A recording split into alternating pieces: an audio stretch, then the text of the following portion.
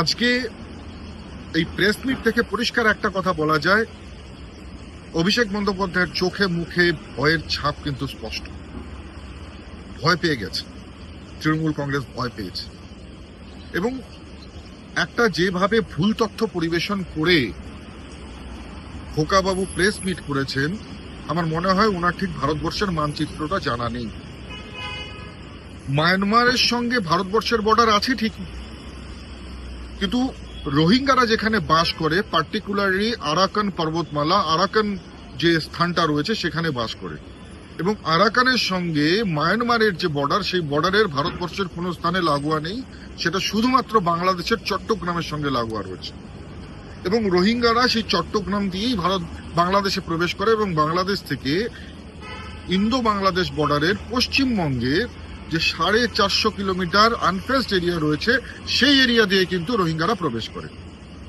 উনি প্রশ্ন তুলছেন, কেন মিজোরামে নয়, কেন ত্রিপুরাতে নয়, কেন অরুণাচলে নয়?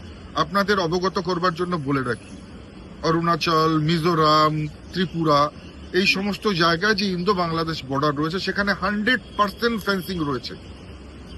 আসামে 99% ফেন্সিং রয়েছে, কিন্তু পশ্চিমবঙ্গের ক্ষেত্রে 450 কিলোমিটার এখনো আনফেন্সড এরিয়া, যে জায়গা দিয়ে কিন্তু রোহিঙ্গাদের অনুপ্রবেশ ঘটে।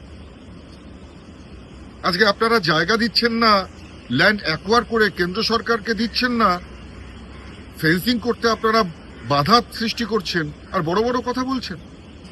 রোহিঙ্গাদের অনুপ্রবেশ বাংলা দিয়ে হয় এবং তৃণমূল কংগ্রেস সবচাইতে বড় সেফ হাউস কিন্তু রোহিঙ্গাদেরকে দিয়ে থাকে।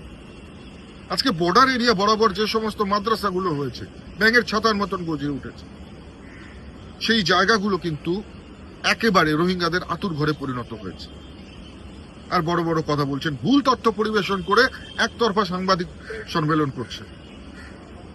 আজকে চোখে মুখে যে ভয়ের ছাপ খোকাবাবুর দেখা গিয়েছে, স্পষ্ট, একেবারে স্পষ্ট, যে এবারে পশ্চিমবঙ্গ থেকে তৃণমূল বিদায় হতে চলেছে, এটাকে কেউ আটকাতে পারবে না।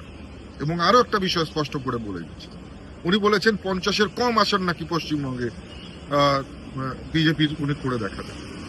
আপনাকেও চ্যালেঞ্জ দিচ্ছি, আপনারা এবার ক্ষমতা থেকে চাচ্ছেন, ক্ষমতা থাকলে আপনাদের জোর লাগিয়ে এবার আপনাদের পার্টির সত্তাকে আপনারা বাঁচিয়ে দেখেন।